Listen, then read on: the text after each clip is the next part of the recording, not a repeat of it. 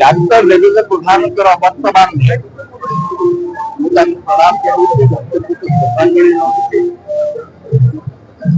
ବାସ୍ତବରେ ଡକ୍ଟର ପ୍ରଧାନ ଯେତେବେଳେ ସଭାପତି ହେଲେ ଭାରତୀୟ ଜନତା ପାର୍ଟି ଓଡ଼ିଶାରେ ଗୋଟେ ନୂଆ ଗତି ରହିଲା ଏବଂ ସେ ଗତି କାରଣରୁ ପରବର୍ତ୍ତୀ ସମୟରେ ଧୀରେ ଧୀରେ ଧୀରେ ଧୀରେ ଭାରତୀୟ ଜନତା ପାର୍ଟି ଗୋଟେ ସମୟରେ ବିରୋଧୀ ଦଳ କହୁଥିଲେ ଯେ ଅସତ୍ତା ଗୋଟେ ଚଢ଼େଇ ଆଉ ବିଜେପି ଗୋଟେ ଦଳ, ଯୋଉମାନେ କହୁଥିଲେ ତାଙ୍କରି ସମୟରେ ତାଙ୍କ ଦାୟଦ ମାନଙ୍କ ସମୟରେ ଭାରତୀୟ ଜନତା ପାର୍ଟି କୁ ଓଡ଼ିଶାବାସୀ ଅସଂଖ୍ୟ ସମର୍ଥନରେ ଜ୍ଞାପନ କଲେ। ଭାରତୀୟ ଜନତା ପାର୍ଟି କ୍ଷମତା କରିଥିଲା।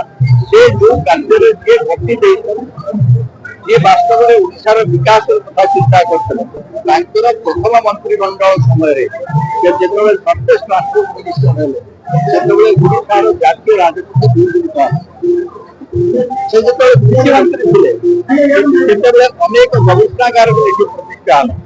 ତାଙ୍କ ସମୟରେ ଅନେକ କାମ ହେଇଛି ଏବଂ ସେ କେବଳ ନୁହଁ, ପରବର୍ତ୍ତୀ ଉତ୍ତରାଧିକାରୀ ମାନେ ଯେ ଦଳକୁ ସମର୍ଥନ ଦେଇଗଲେ, ଯିଏକି ଦଳର ବର୍ତ୍ତମାନ କାର୍ଯ୍ୟ କରୁଛନ୍ତି ଏବଂ ଦଳର ଆଗେଇ ନେଉଛନ୍ତି, ଭାରତ ମାତାର ସେବା କରିବା ନିଜକୁ ନିୟୋଜିତ କରୁଛନ୍ତି।